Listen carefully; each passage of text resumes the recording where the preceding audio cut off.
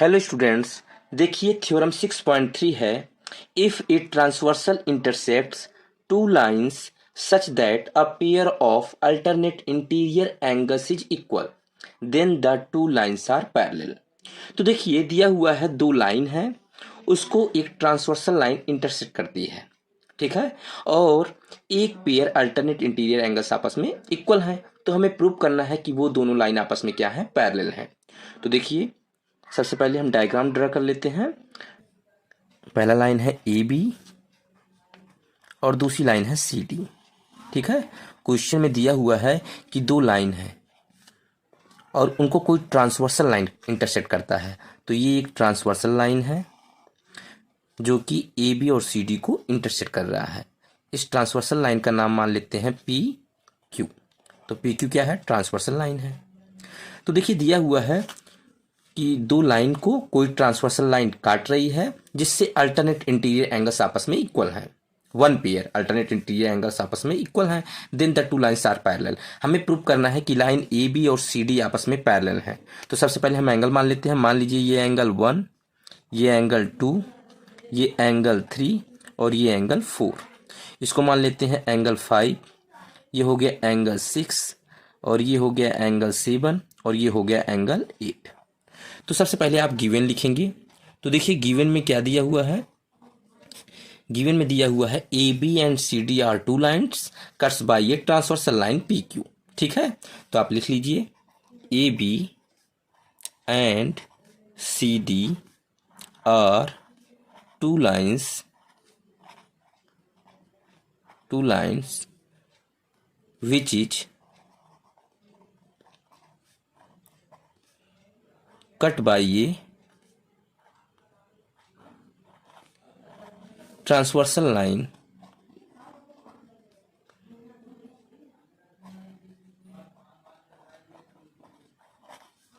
PQ। तो देखिए A B और सी डी दो लाइन है और इसको एक ट्रांसवर्सल लाइन पी क्यू काट रहा है। तो देखिए ये दो लाइन दिया हुआ है, पैरेलल नहीं दिया हुआ है, पैरेलल हमें प्रूव करना है, ठीक है। तो ए बी और सी डी दो लाइन है, इसको एक ट्रांसवर्सल लाइन पी क्यू काट रहा है। तो दिया है सच that a pair of alternate interior angles is equal. एक पेयर अल्टरनेट इंटीरियर एंगल्स ले लेते हैं, इक्वल दिखा देते हैं। तो आप लिख देंगे such that angle 3 equal to angle 5, angle 3 equal to angle 5। ये गिवन है क्योंकि कह रहा है एक pair alternate interior angles equal है, ठीक है। तो हम मान लेते हैं एक पेयर क्या कौन से हैं, एंगल 3 किसके बराबर है, एंगल 5 की। तो हमें टू प्रूव क्या करना है, तो देखिए हमें प्रूव करना है A B parallel C D. तो आप लिख देंगे A B parallel C D, ठीक है। अब हम प्रूफ करेंगे। तो देखिए प्रूफ में आप कैसे करेंगे, हम जो गिवन है उसी से करेंगे। देखिए एंगल 3 इक्वल टू एंगल 5 ये गिवन है क्योंकि one pair alternate interior angle equal है, ठीक है। और एंगल 3 किसके बराबर है, एंगल 1 की, ठीक है। तो हम लिख लेते हैं सिंस एंगल 3 इक्वल टू किसकी है, एंगल 5 की, ये है गिवन, ठीक है। एंड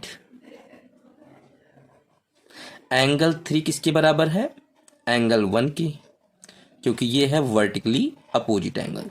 वर्टिकली अपोजिट एंगल्स आपस में बराबर है। देखिए 3 के सामने क्या है, एंगल 1, इसका मतलब 3 किसके बराबर होगा, एंगल 1 की। तो देखिए यहाँ पर एंगल 3 एंगल 5 की इक्वल है और यहाँ पर एंगल 3 एंगल 1 की इक्वल है।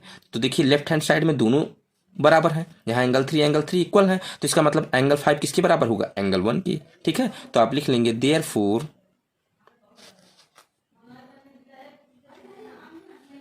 Angle 1 equal to angle 5। और देखिए 1 5 कैसे एंगल है, ये करिस्पॉन्डिंग एंगल है। तो आप लिखेंगे दीज एंगल्स आर आल्सो